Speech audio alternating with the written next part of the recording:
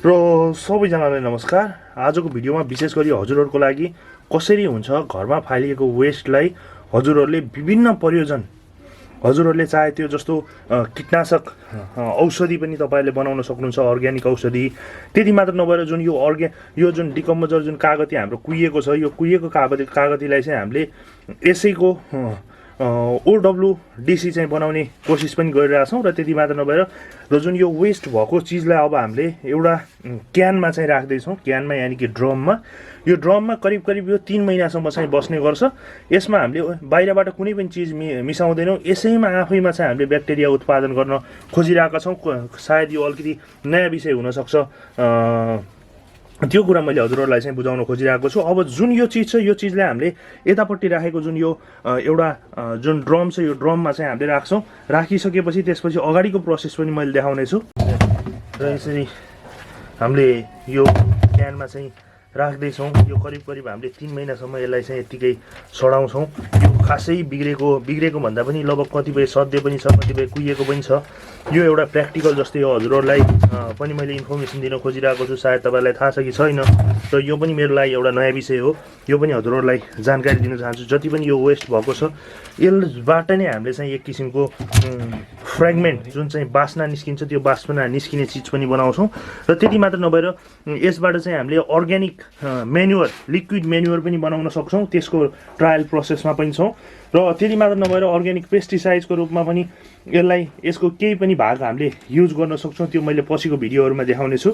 आज चाहिँ मैले बस यसलाई प्रिजर्भ गरेर कसरी राख्ने, कसरी यसलाई चाहिँ त्यो र फर्ममा चाहिँ लैजाने भनेर त्यो चाहिँ मैले हजुरहरूलाई प्रोसेस देखाउँदैछु। कुहिएको चिज एउटा ड्रममा राख्दैछौँ र यसरी चाहिँ यत्तिकै राखेका छौँ। हामीले यसमा पानी राख्छौँ, 1-2 दिन हामीले यत्तिकै राख्छौँ, यो अझै डिकम्पोज होस् भनेर। त्यसपछिको प्रोसेस पनि मैले हजुरहरूलाई देखाउने छु। अहिले चाहिँ हामीले यत्तिकै राख्छौँ। र त्यसै गरी जुन मैले अस्ति नै हजुरहरूलाई देखाएको थिएँ जुन कागती थियो, त्यो कागती मैले केराको बोक्राहरू, केराहरू, कागतीहरू लगभग ड्रममा राखेर यो मजाले डिकम्पोज भइसकेको छ। यो आफैमा एउटा चाहिँ ब्याक्टेरिया छ हेर्नु। तर पनि मैले यसमा चाहिँ एडिसनल ब्याक्टेरिया हाल्न चाहिँ खोजिरहेको छु। जुन ब्याक्टेरिया यानि कि वेस्ट डिकम्पोजर मैले हजुरलाई देखाउँछु। त्यो वेस्ट डिकम्पोजरले विशेष गरी यसलाई चाहिँ अझ सडाउने। यो अलरेडी सडेको छ है। हजुरहरूले हरियो चिजहरू छ अथवा नसडेको चिजहरू छ भने त्यो नसडेको चिजहरूमा पनि हजुरहरूले त्यो प्रयोग गर्न सक्नुहुन्छ, कुहियाउन सक्नुहुन्छ, मल बनाउन सक्नुहुन्छ। तर यो अलरेडी कुहिसकेको छ, हेर्न सक्नुहुन्छ तपाईँले। अब यसैलाई चाहिँ हामीले थोरै ब्याक्टेरिया चाहिँ एड गर्दैछौँ, देखाउँदैछु मैले।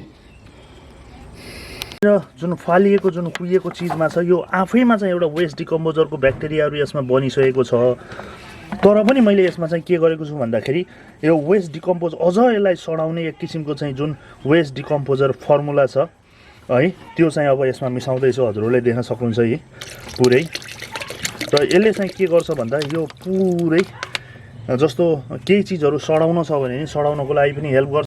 र यसलाई पनि मैले मजाले चलाइदिएको छु। जुन हजुरहरूले हेर्न सक्नुहुन्छ यसमा वेस्ट डिकम्पोजर, यो आफैमा एउटा वेस्ट डिकम्पोजर। लगभग 3 महिना यति मैले यसलाई कुहिआएँ। तर पनि यसमा चाहिँ मैले वेस्ट डिकम्पोजर राखिदिइसकेको छु र यसलाई चाहिँ मजाले चलाइदिएको छु। हजुरहरूले हेर्न सक्नुहुन्छ यी पुरै। अब यसलाई पनि मैले छाहारीमै राखेको छु, हजुरहरूले देख्न सक्नुहुन्छ।